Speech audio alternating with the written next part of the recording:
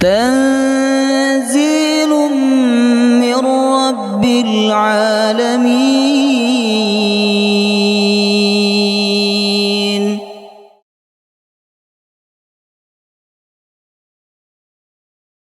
يا أيها الذين آمنوا إذا قيل لكم تفسحوا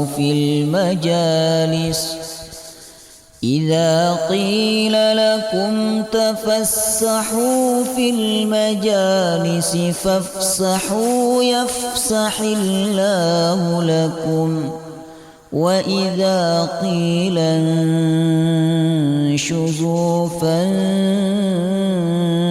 فانشزوا يرفع الله الذين آمنوا منكم والذين أوتوا العلم درجات والله بما تعملون خبير.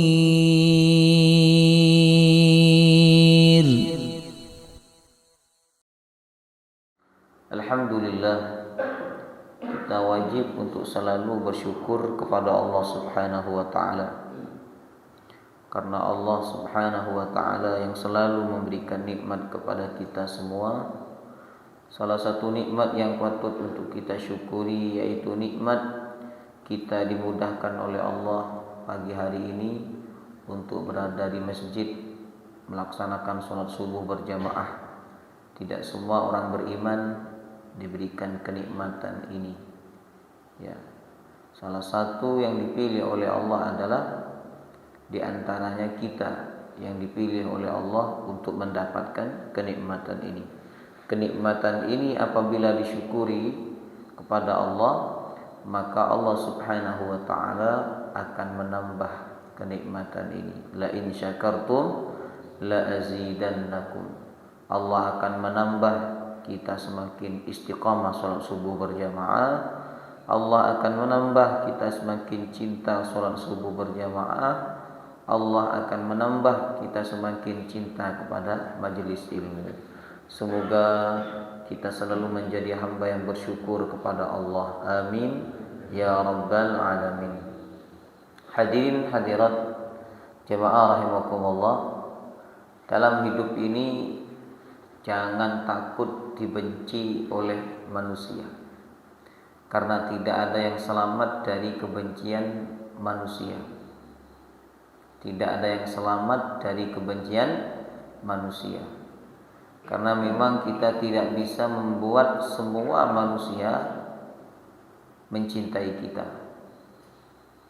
Sebaik-baiknya manusia pasti ada yang tidak suka kepada dia. Sebagaimana baginda Rasulullah sallallahu alaihi wasallam. Coba kurang baik apa Nabi Muhammad? Ya. Kurang sempurna apa Nabi Muhammad sallallahu alaihi wasallam? Tapi masih banyak manusia yang tidak suka kepada beliau. Namun Rasulullah SAW tidak menghiraukan, tidak memperdulikan orang-orang yang benci kepada beliau, asalkan Allah tidak benci kepada beliau. Ini sebagaimana ucapan beliau ketika diusir oleh penduduk Taif. Waktu itu Rasulullah SAW berangkat bersama anak angkatnya yang bernama Zaid bin Harithah. Sampai di sana Rasulullah dijamu dengan baik oleh orang-orang Taif, karena memang kebiasaan orang Arab itu menjamu tamu. Tapi mereka akan bertanya apa tujuan mereka datang, apa tujuan mereka pergi ke situ setelah 3 hari. Jadi hari pertama, hari kedua, hari ketiga masih dijamu dengan baik oleh orang-orang Taif. Namun di hari keempat Nabi SAW ditanya oleh mereka tentang maksud dan tujuan. Maka Nabi pun SAW memberitahu bahwa tujuannya adalah untuk mengajarkan agama Islam. Tujuannya adalah untuk mengajak mereka masuk Islam. Namun mereka menolak dengan cara yang kasar. Nabi dilempar dengan batu, dilempar dengan kotoran. Waktu itu Nabi SAW bersama Zaid bin Harisah, sehingga kaki Nabi penuh dengan darah. Melihat kaki Nabi penuh dengan darah, maka Zaid bin Harithah kemudian melindungi Nabi SAW, sehingga semua lemparan batu itu mengena kepada Zaid bin Harithah. Lalu kemudian Nabi berlindung di sebuah kebun. Disitulah Nabi SAW kemudian mengadu kepada Allah sambil bersandar kepada pohon anggur. Jemaah rahimakumullah. Nabi SAW kemudian mengatakan, ilaika ashku dha'fa quwwati wa hillati. Ilaika ashku dha'fa quwwati. Kepada engkau aku mengadukan tentang kelemahanku, tentang ketidakberdayaanku ya Allah. Lalu terus Nabi mengadu kepada Allah, karena bagi Nabi tidak ada tempat mengadu kecuali hanya kepada Allah. Di sela-sela Nabi mengadu kepada Allah, Nabi mengatakan, illam yakun alayya bika ghadab fala ubali. Kata Nabi, aku tidak peduli mereka benci kepadaku, aku tidak peduli mereka marah kepadaku, asalkan engkau ya Allah tidak marah kepadaku, asalkan engkau ya Allah tidak benci kepadaku. Jadi Nabi enggak peduli mereka benci kepada beliau, manusia marah kepada beliau, yang penting Allah tidak marah, yang penting Allah tidak benci. Yang Nabi takutkan adalah kebencian mereka kepada Nabi karena kebencian Allah kepada Nabi. Ini yang ditakutkan oleh Nabi. Maka jemaah rahimakumullah, jangan hiraukan dan jangan takut dibenci oleh manusia, tapi takutlah dibenci oleh Allah. Apabila Allah benci kepada kita, maka segala penghormatan, segala kemuliaan, segala kekayaan itu tidak ada gunanya, tidak ada artinya, Bapak Ibu. Ya. Bahkan ketika Allah benci kepada seorang hamba, Allah akan mengumumkan kepada malaikat, lalu malaikat diperintahkan oleh Allah untuk membenci hamba itu. Pertama yang diumumkan oleh Allah adalah malaikat Jibril. Wahai Jibril, aku benci kepada si fulan, maka bencilah engkau kepadanya. Lalu kemudian malaikat Jibril membenci hamba yang dibenci oleh Allah. Kemudian malaikat Jibril diperintahkan oleh Allah untuk mengumumkan semua malaikat. Maka malaikat Jibril pun mengumumkan kepada semua malaikat, dan mereka diperintahkan membenci hamba itu. Maka mereka pun membenci hamba yang dibenci oleh Allah Subhanahu wa ta'ala. Nah, ini bahayanya kalau kita dibenci oleh Allah, Bapak Ibu. Malaikat semua yang ada di langit, mereka membenci hamba yang dibenci oleh Allah Subhanahu wa ta'ala. Nah, maka berusahalah agar kita tidak termasuk orang yang dibenci oleh Allah Subhanahu wa ta'ala. Nah, dalam suatu hadis yang sahih riwayat Imam Ibnu Hibban, hadis sahih, Nabi SAW menyebutkan ada 6 golongan manusia yang dibenci oleh Allah. Nah, kita berusaha jangan sampai termasuk dari salah satu 6 golongan ini. Ya. Nabi SAW bersabda, innallaha yubghidu kulla ja'dhariyyin jawadin sakhabin bil aswaq jifatin bil laili himarin bin nahar alimin bi amrid dunya jahilin bi amril akhirah. Sesungguhnya Allah Subhanahu wa ta'ala membenci yang pertama ja'dhariyin, orang yang sombong.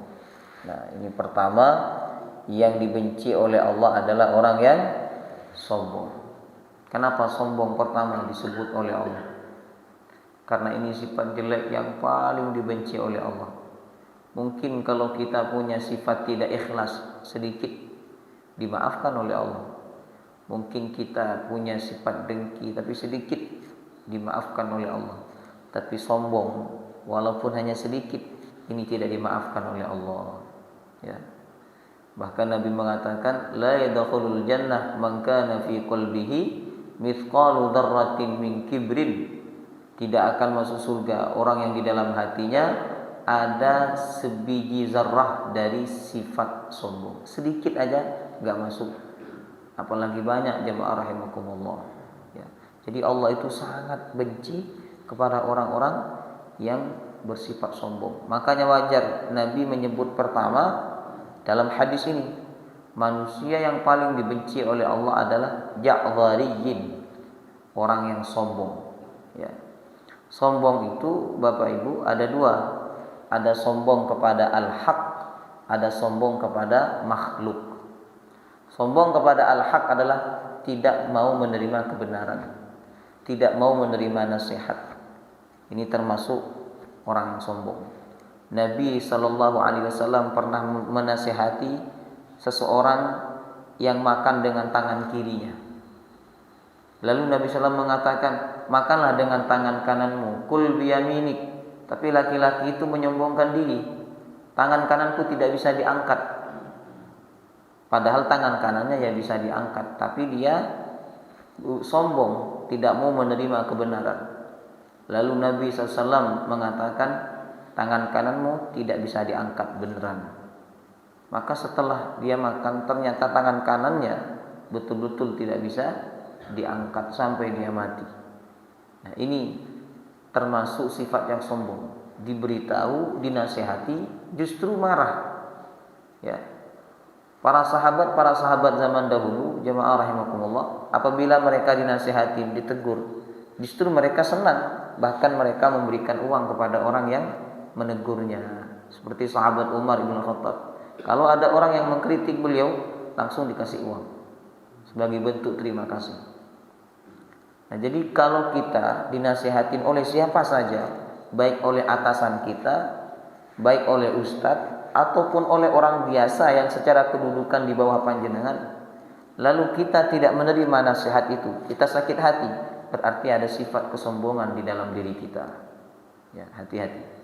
Kemudian yang kedua, sombong itu adalah terhadap makhluk, yakni ghamtun nas. Yang pertama tadi batrul haq wa ghamtun nas. Batrul haq menolak kebenaran. Yang kedua wa ghamtun nas, merendahkan orang lain. Ya, merendahkan orang lain ini berarti berkaitan dengan kata-kata, ucapan. Ya, misalnya panjenengan selaku bos, lalu anak buah panjenengan ada yang bekerjanya kurang sempurna lah, tidak sesuai dengan harapan panjenengan. Kemudian panjenengan mengatakan dia bodoh, mengatakan dia dungu, mengatakan dia kurang ajar, mengatakan dia pokoknya dikata-katain, direndahkan, diremehkan. Nah, ini termasuk perbuatan yang sombong. Meremehkan orang, mentololkan orang, mendungukan orang, membodoh-bodohkan orang, ya, mencaci maki orang. Ini termasuk perbuatan apa? Sombong. Jadi sombong itu hanya ada di dua perkara ini, menolak kebenaran, kemudian yang kedua meremehkan atau merendahkan orang lain. Adapun penampilan ini tidak termasuk sombong. Panjenengan rumahnya bagus, mobilnya bagus, pakaiannya bagus, sepatunya branded, sepatunya harga 2 juta. Bahkan ada yang sepatu itu harga 20 juta. Ya. Nah, apakah termasuk sombong? Tidak. Sombong itu ketika kita menolak kebenaran dan meremehkan orang lain. Nah, sombong ini sangat berbahaya, Bapak Ibu. Disebutkan dalam hadis yang sahih bahwa orang yang sombong nanti pada hari kiamat Allah tidak akan melihat wajahnya. Allah benci kepada dia, Allah tidak akan memperdulikan dia. Ketika Allah tidak mau melihat dia, berarti rahmat tidak akan diberikan kepada dia. Ini sebagaimana sabda Nabi dalam hadis riwayat Imam Muslim. Thalathatun la yukallimuhumullah yaumal qiyamah wa la yuzakkihim wa la yanzuru ilaihim wa lahum 'adzabun alim.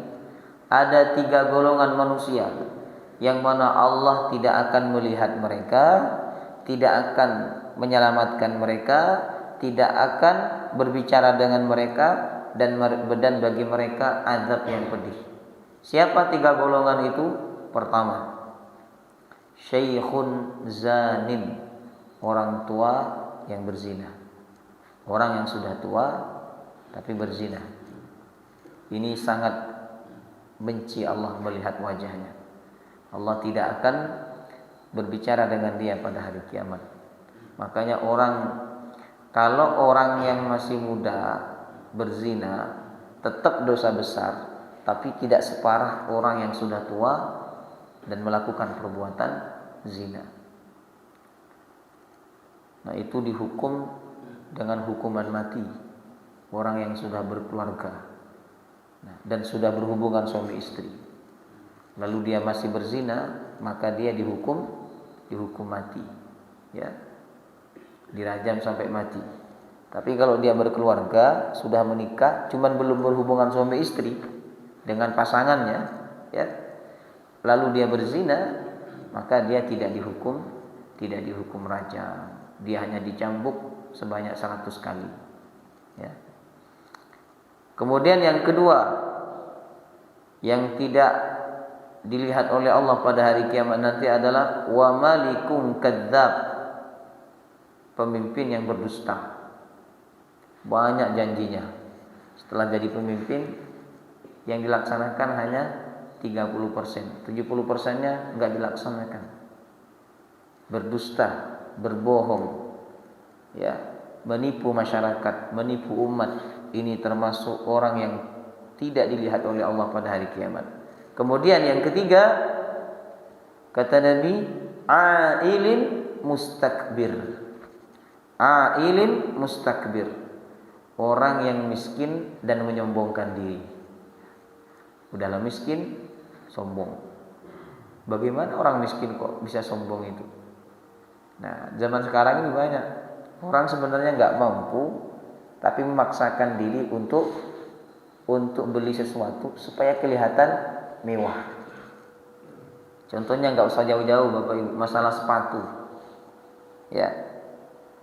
Jadi sampai anaknya tidak dibayarkan sekolahnya, gara-gara apa? Orang tuanya mau sama dengan orang lain, sepatunya branded, harga 1 juta. Ya, dia nggak mampu beli 1 juta, dia beli yang KW 300.000, tapi tulisannya sama, supaya kelihatan mewah, supaya dia kelihatan lebih tinggi daripada teman-temannya. Nah, ini termasuk sombong, jemaah rahimakumullah. Memakai sesuatu tujuannya untuk menyombongkan diri, ya. Dan orang yang seperti ini tidak dilihat oleh Allah pada hari kiamat. Bahkan di dalam hadis lain, ya, orang yang sombong itu akan dibangkitkan oleh Allah Subhanahu wa taala kecil seperti biji zarrah nanti. Manusia di padang mahsyar dengan berbagai macam bentuk. Khusus orang-orang sombong, kata Nabi, Allah Subhanahu wa taala akan menjadikan mereka kecil seperti biji zarrah, sehingga dia diliputi kehinaan dari segala arah. Nabi mengatakan, yuhsyarul mutakabbirun, hadis Al-Bukhari, yuhsyarul mutakabbiruna yaumal qiyamah amsalad dzar fi suwarir rijal. Orang-orang yang sombong akan dikumpulkan padang mahsyar di hari kiamat nanti, akan dikumpulkan di padang mahsyar pada hari kiamat nanti amsalad dzar, seperti biji zarrah, fi suwarir rijal, dalam bentuk laki-laki, fi suwarir rijal, dalam bentuk manusia, jemaah rahimakumullah, manusia tapi kecil seperti biji zarrah. Yaghshahumudh dhillu min kulli makan, dia diliputi kehinaan dari setiap tempat. Jadi Allah betul-betul menghinakan orang-orang yang sombong. Di dunia Allah hinakan orang sombong itu, sebelum mati pasti Allah hinakan.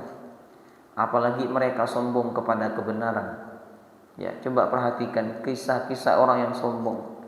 Sebelum mati pasti Allah hinakan. Orang kaya yang sombong sebelum mati Allah akan tenggelamkan hartanya seperti Qarun. Ya. Orang yang sombong dengan kerajaannya sebelum mati Allah akan hinakan seperti Firaun dan Raja Namrud. Ya. Kalau dia tidak bertaubat kepada Allah sampai dia mati, maka di akhirat Allah akan hinakan lagi yang lebih hina. Dia akan bangkit dalam keadaan kecil seperti biji zarrah. Nauzubillah min zalik. Ya. Itulah kenapa Nabi kemudian mengatakan manusia yang dibenci oleh Allah pertama adalah orang yang sombong. Nah, kita lanjut. Yang kedua, Bapak Ibu. Manusia yang dibenci oleh Allah Subhanahu wa taala adalah jawwal. Pakai dha. Jawwal. Apa artinya jawwal? Orang yang tamak, orang yang serakah, orang yang rakus. Itu manusia yang dibenci oleh Allah Subhanahu wa taala. Ya. Rakus itu adalah cinta kepada harta secara berlebih-lebihan tanpa memperhatikan halal haramnya. Nah, orang rakus ini berbahaya. Kalau rakus kepada ilmu ya itu bagus. Kata Imam Syafi'i, lan tanalul ilma illa bisittah. Tidak dapat ilmu kecuali 6 syarat. Salah satunya adalah al-hirsu, tamak. Harus punya sifat tamak kepada ilmu. Ya, orang beriman harus tamak kepada kebaikan. Sekarang melakukan kebaikan, nanti melakukan kebaikan lagi. Nah, tapi yang berbahaya itu dalam hadis ini adalah tamak kepada dunia. Ini sangat berbahaya. Ya, orang akan kehilangan arah, kehilangan jalan yang benar ketika dia punya sifat tamak. Bahkan dia berani melakukan perkara yang diharamkan oleh Allah. Itu dosa besar. Dia lakukan karena punya sifat tamak. Gajinya jemaah rahimakumullah sudah besar, 60 juta, 70 juta. Ya. Tapi masih korupsi. Masih mengambil uang rakyat, mengambil uang negara. Kenapa? Ya itu tadi.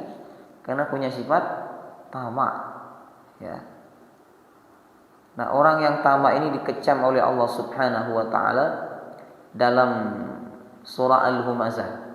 Wailul likulli humazatil lumazah alladzi jama'a malau wa 'addadah. Orang yang mengumpul-ngumpulkan harta dan menghitung-hitungnya. Dia tamak kepada harta itu, dia tidak bersedekah, dia tidak berzakat, dia tidak memberi kepada fakir miskin. Dia melakukan perkara yang haram untuk bisa mendapatkan harta. Nah, kalau harta itu enggak ada habisnya. Masalah dunia ini Bapak Ibu, enggak ada habisnya jemaah rahimakumullah. Enggak ada habisnya. Semakin dikejar semakin haus. Betul enggak? Urusan dunia ini. Beda dengan urusan akhirat. Urusan akhirat ini semakin dikejar semakin menenangkan. Ya. Dan semakin mengenyangkan jemaah rahimakumullah, mengenyangkan rohani kita. Tapi urusan dunia ini semakin kita kejar, semakin haus kita. Ibarat orang yang minum air laut, semakin dia meminumnya, maka semakin haus. Ya. Karena hakikat dunia ini kalau dikejar dia semakin lari. Ya. Kalau nggak dikejar, dia yang mengejar kita. Itu kehidupan dunia. Nah, orang yang tamak, Nabi menyebut mereka lebih berbahaya daripada serigala yang kelaparan. Hadis riwayat Imam Tirmizi. Kata Nabi, "Ma dhi'bani ja'i'ani ursila fi ghanamin bi afsada laha min hirsil mar'i 'ala al-mali wasyarafi li dinihi." Ya. Kata beliau, 2 serigala yang kelaparan ingin memangsa 1 ekor kambing itu tidak lebih berbahaya dibandingkan seseorang yang tamak kepada harta dan tamak kepada kedudukan. Orang kalau udah tamak harta, biasanya mereka tamak kepada kedudukan, jemaah rahimakumullah. Sehingga melakukan berbagai macam cara. Bahaya, orang tamak ini bahaya. Ya. Orang tamak itu berbahaya, lebih berbahaya daripada singa yang kelaparan. Makanya Nabi mengatakan dalam hadis ini, termasuk orang yang dibenci oleh Allah adalah jawwab, orang yang tamak. Orang yang tamak tidak akan diberkahi oleh Allah kehidupannya, ya. Bahkan orang yang tamak itu didoakan oleh malaikat setiap pagi agar hartanya hancur, agar hartanya binasa. Allahumma a'ti mumsikan talafan. Ya Allah, berilah kehancuran kepada orang yang menahan hartanya, tidak mau bersedekah, tidak mau berbagi kepada orang-orang fakir miskin. Kemudian orang ketiga yang dibenci oleh Allah adalah sakhabim bil aswaq, banyak omong kosong di pasar. Nabi menyebut di sini tempatnya di pasar. Walaupun bukan di pasar, kalau dia banyak omong kosong sama aja. Ya. Nah, kenapa Nabi menyebut di pasar? Karena memang pada zaman dahulu sampai sekarang, ya. Tapi sekarang nggak terlalu banyak. Zaman dulu banyak omong kosong itu terjadinya di mana? Di pasar-pasar. Ya. Barang yang tidak asli dibilang asli. Ya. Barang yang rusak dibilang tidak pernah rusak. Jadi banyak sekali omong kosong, banyak bicara untuk mendapatkan uang, tapi apa yang dia ucapkan itu tidak sesuai dengan fakta. Ini dibenci oleh Allah. Ya. Allah mengatakan dalam Al-Qur'an, ya ayyuhalladzina amanu lima taquluna ma la taf'alun kabura maqtan 'indallah an taqulu ma la taf'alun. Wahai orang beriman, kenapa kalian mengucapkan apa yang kalian tidak lakukan? Sungguh kemurkaan di sisi Allah ketika kalian mengucapkan apa yang kalian tidak lakukan. Ayat ini sebenarnya menegur sahabat Nabi. Waktu itu mereka sedang berkumpul. Beberapa orang berkumpul, kemudian ada di antara mereka yang berkata begini, seandainya Allah menurunkan amalan yang paling dicintai olehnya, maka pasti kita melakukan. Kata yang lain, iya, kita pasti akan selalu melakukannya. Nah, setelah itu Allah turunkan amalan yang paling dicintai oleh Allah, yaitu jihad, berperang melawan orang kafir yang memerangi Islam. Nah, namun di antara mereka ada yang keberatan, padahal mereka sebelumnya mengatakan kami akan selalu melakukan apabila Allah menurunkan amalan yang paling dicintai. Tapi ternyata mereka berat hati. Makanya Allah menegur mereka. Ya ayyuhalladzina amanu lima taquluna ma la taf'alun kabura maqtan 'indallah an taqulu ma la taf'alun. Jadi sangat dibenci oleh Allah Bapak Ibu ketika kita mengucapkan sesuatu yang tidak sesuai dengan faktanya, berdusta, banyak omong kosong. Ya. Misalnya panjenengan ingin menjadi pemimpin, banyak berbicara, banyak omong kosong, banyak berdusta supaya dipilih. Nanti setelah dipilih panjenengan tidak melakukan apa yang panjenengan omongkan, yang panjenengan bicarakan sebelumnya, itu panjenengan termasuk orang yang dibenci oleh Allah Subhanahu wa taala. Ya. Makanya pedagang itu jemaah rahimakumullah, kalau dia jujur nanti akan dibangkitkan bersama orang-orang soleh, bersama golongan nabi dan asyuhada. Orang-orang pedagang itu kalau jujur, karena memang tidak mudah jujur menjadi seorang pedagang. Ya, tidak mudah jujur menjadi seorang pedagang itu. Kemudian manusia yang dibenci oleh Allah yang keempat adalah jifatin bil laili, menjadi bangkai di waktu malam. Di waktu malam menjadi bangkai. Paham enggak maksudnya? Tidur. Jadi waktu malam dia habiskan hanya untuk tidur. Tidak dia ambil untuk beribadah kepada Allah Subhanahu wa taala. Makanya habis salat Isya diusahakan panjenengan salat ba'diyah Isya. Karena kalau kita berbicara tentang salat malam, waktu malam itu dimulainya dari ba'da Isya. Sebab salat malam itu, salat sunnah malam ini baru boleh dilaksanakan setelah salat Isya. Jadi dari ba'da Isya sampai subuh. Nah, maka diusahakan kalau panjenengan enggak bisa bangun tahajud, ba'da Isya-nya jangan ditinggalkan. Kalau perlu setelah ba'da Isya panjenengan bangun lagi salat witir. Karena salat witir tidak harus dilakukan setelah bangun tidur. Ya. Nah, supaya kita tidak termasuk dalam golongan hadis ini. Jadi hadis ini menyebutkan bahwa salah satu manusia yang dibenci oleh Allah adalah jifatin bil laili, menjadi bangkai di malam hari. Ya. Jadi waktu malam dia habiskan hanya untuk tidur. Nah. Tetapi orang yang mengambil waktu malamnya untuk beribadah kepada Allah Subhanahu wa taala, nah ini orang yang dicintai oleh Allah, orang yang diperhatikan oleh Allah. Bagaimana mungkin Allah enggak perhatian kepada orang yang sholat tahajud, Bapak Ibu? Wong waktunya tidur dia bangun untuk ibadah, itu kan menarik perhatian. Misalnya panjenengan sebagai seorang bos, ya. Jam 12 sampai jam 1 siang waktunya istirahat. Tetapi ada karyawan yang tetap kerja di jam istirahat itu. Gimana perasaan panjenengan? Pasti panjenengan punya perasaan yang istimewa kepada karyawan itu. Bisa-bisa panjenengan akan menaikkan jabatannya atau panjenengan akan memberikan bonus kepadanya. Karena waktunya istirahat dia kerja. Sedangkan yang lain waktunya kerja aja masih banyak istirahatnya. Ya yang ini enggak, waktu istirahat justru dia bekerja. Subhanallah. Orang yang bangun malam seperti itu. Waktunya tidur, Allah memberikan kesempatan kepada manusia untuk menjadikan waktu malam sebagai istirahat. Tapi ternyata dia mengambil waktu malam sebagian itu untuk ibadah kepada Allah.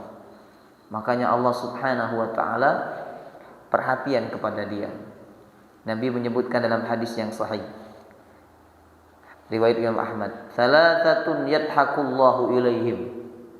Ada 3 golongan Allah tersenyum kepada mereka. Tersenyum dengan cara Allah sendiri. Jangan dibayangkan seperti kita.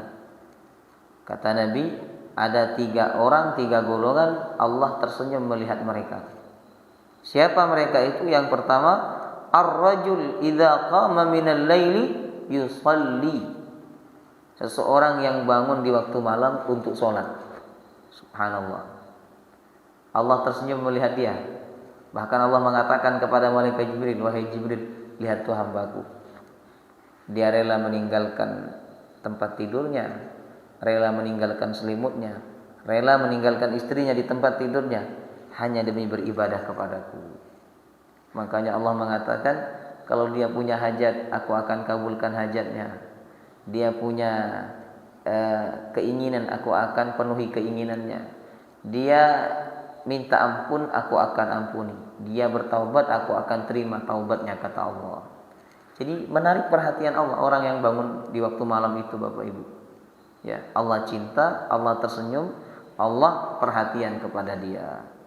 Yang kedua, golongan di mana Allah Subhanahu wa taala tersenyum melihat mereka adalah wal qaumu idza suffu lis-shalah.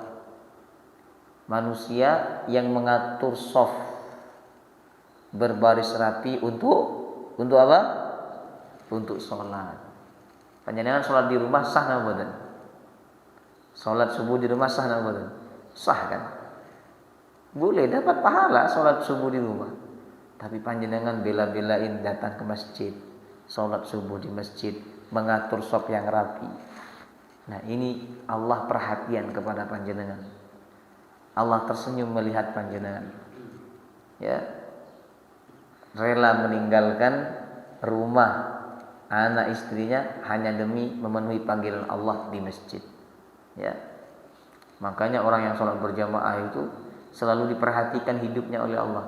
Perhatikan orang yang istiqomah sholat berjamaah, Allah cukupkan ekonominya. Allah tanggung semua kehidupannya jamaah rahimakumullah. Istiqomah jamaah 5 waktu. Zuhur, asar, maghrib, isya, subuh. Diusahakan bapak-bapak jangan sholat kecuali di masjid. Ya. Zuhur, asar, yang sedikit itu biasanya zuhur karena zuhur jam kerja, orang-orang pada kerja. Ya. Jangan tinggalkan sholat berjamaah karena tidak ada satu riwayat pun Nabi sholat wajib sendiri itu boten-boten.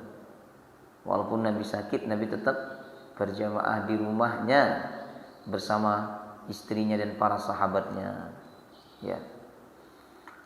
Kemudian golongan ketiga di mana Allah Subhanahu wa taala tersenyum melihat mereka adalah wal qaumu idza suffu lil qital. Sekelompok manusia yang berbaris rapi untuk berperang. Nah, subhanallah. Berperang ini kan butuh keimanan yang kuat karena taruhannya apa? Nyawa.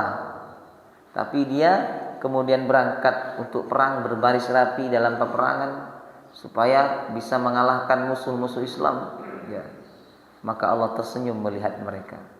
Sehingga orang yang berperang itu jika dia masih hidup, orang yang berjihad jika dia masih hidup, maka dia pulang membawa pahala yang besar.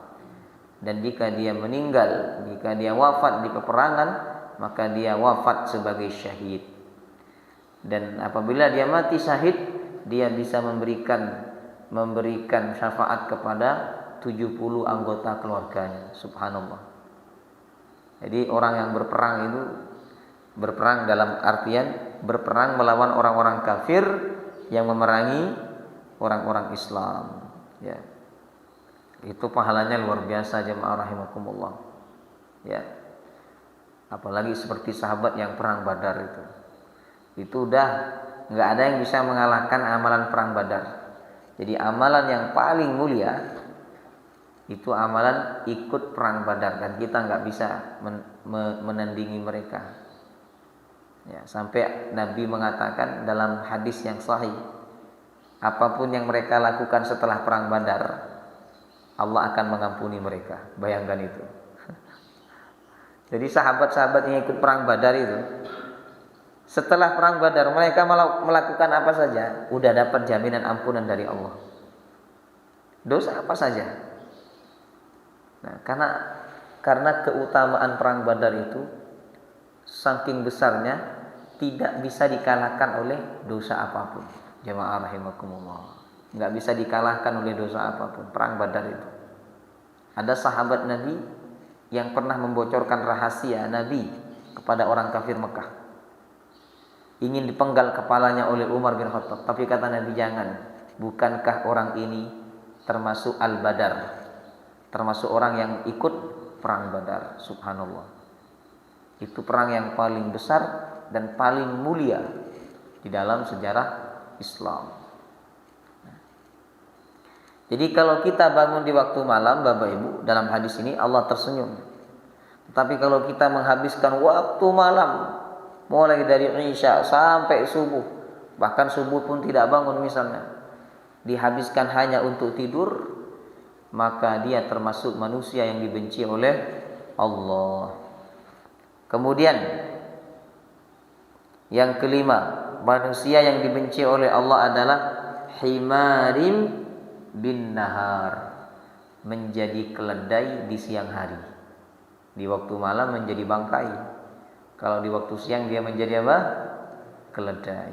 Keledai itu dikatakan oleh orang Arab binatang yang paling bodoh.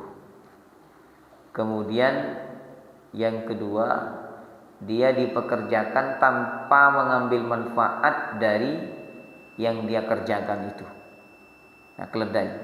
Nah, keledai itu kan dimiliki oleh tuannya, oleh seseorang ya untuk dipekerjakan. Disuruh bawa barang-barang gitu. Nah, maka manusia yang menghabiskan waktu siang hanya untuk bekerja, enggak sholat duhur, enggak sholat asar, Nah, Nabi mengibaratkan dia seperti apa? Keledai. Allah benci kepada orang yang seperti itu. Kerja sampai enggak ingat waktu sholat. Ya. Kemudian yang keenam jamaah rahimakumullah, manusia yang dibenci oleh Allah adalah alimin bid dunya jahilin bil akhirah. Pinter urusan dunia, bodoh urusan akhirat. Nah, jangan sampai panjenengan termasuk golongan ini. Pinter urusan dunia pinter. Jadi beratnya sesuatu dia bisa mengetahui, ya. Kayak emas, ya. Jadi dia bisa mengukur, oh ini 7 gram. Tanpa menggunakan alat dia bisa mengetahui. Ya, rumus-rumusnya dia tahu. Jadi paham urusan dunia. Tapi ketika disuruh wudunya enggak benar, salatnya enggak benar, disuruh ngaji Quran enggak benar ngajinya. Nah, ini dibenci oleh Allah. Ya. Urusan dunia paham dari A sampai Z, tapi urusan akhiratnya enggak paham. Nah, kalau kebalikannya betul nopo. Urusan akhirat paham, urusan dunia enggak paham. Ini enggak dibenci, justru disukai oleh Allah Subhanahu wa taala. Yang dibenci oleh Allah adalah urusan dunianya paham tapi urusan akhiratnya bodoh. Nah, makanya Nabi itu mewajibkan kita untuk menuntut ilmu agama. Talabul ilmi fariidatun ala kulli muslim. Menuntut ilmu itu wajib atas setiap orang muslim. Agar kita tidak termasuk golongan dalam hadis ini jemaah rahimakumullah. Ya, luangkan waktu yang banyak untuk memahami urusan agama ini. Ya, karena wajib bagi kita paham urusan agama demi ibadah kita. Sebab yang menyelamatkan kita bukan urusan dunia kita. Yang menyelamatkan kita adalah urusan akhirat kita. Nah, maka itulah 6 manusia yang dibenci oleh Allah. Pertama tadi siapa? Orang yang sombong. Yang kedua orang yang rakus, orang yang tamak. Yang ketiga orang yang banyak omong kosong. Yang keempat orang yang menjadi bangkai di waktu malam. Yang kelima orang yang menjadi keledai di waktu siang. Yang keenam orang yang pinter urusan dunia tapi bodoh urusan akhirat. Dan semoga Allah Subhanahu wa taala menjauhkan kita dari sifat-sifat tersebut. Amin ya rabbal alamin. Ada pertanyaan? Nah, silakan Pak Agus. Suka mengeluh dengan keadaan. Kalau dia mengeluh karena tidak ridha terhadap ketetapan Allah Subhanahu wa taala, nah itu juga termasuk dibenci oleh Allah. Karena dalam hadis lain disebutkan faman radiya falahur ridha. Siapa yang ridha dengan ketetapan Allah maka baginya ridha Allah. Wa man sakhita falahus sukhtu. Siapa yang marah, siapa yang mengeluh dengan ketetapan Allah itu, maka bagi dia as-sukhtu, murka Allah. Itu kalau mengeluh karena tidak ridha terhadap ketetapan Allah. Tapi kalau mengeluh hanya sebagai sifat manusiawi, sebenarnya dia ridha, tapi dia karena tidak kuat itu dengan kondisi dia mengeluh kepada suaminya atau suami mengeluh kepada istrinya, dia untuk menenangkan diri dia pun mengeluh. Karena kalau ditahan dia enggak tenang, akhirnya dia mengeluh. Nah, ini tidak termasuk dalam hadis tersebut. Karena itu bagian daripada sifat manusiawi. Tapi kalau kita paham bahwa hidup ini semua sudah ditetapkan oleh Allah, ya kita tidak akan mengeluh, jemaah rahimakumullah. Ya. Kita mengeluh itu pertama karena kita lupa bahwa hidup ini ditetapkan oleh Allah. Yang kedua, kita lupa bahwa semua yang terjadi dalam kehidupan kita 50 tahun sebelum Allah menciptakan langit dan bumi sudah ditulis oleh Allah. Yang ketiga, mengeluh itu karena kurang bersyukur. Karena kurang bersyukur. Jadi keinginan besar tidak tercapai. Nah, kemudian dia tidak mensyukuri apa yang sudah diberi oleh Allah. Ini yang bikin manusia mengeluh. Ya. Dan yang bikin manusia itu kepikiran adalah ketika dia banyak keinginan. Makanya orang yang bahagia itu orang yang nggak banyak keinginan. Ya, orang yang nggak banyak keinginan orang bahagia. Tapi kalau orang banyak keinginan, ingin ini, kalau diikutin nggak ada habisnya itu. Apalagi urusan dunia nggak ada habisnya. Jemaah rahimakumullah. Ya. Nah maka bersyukurlah kepada Allah. La in syakar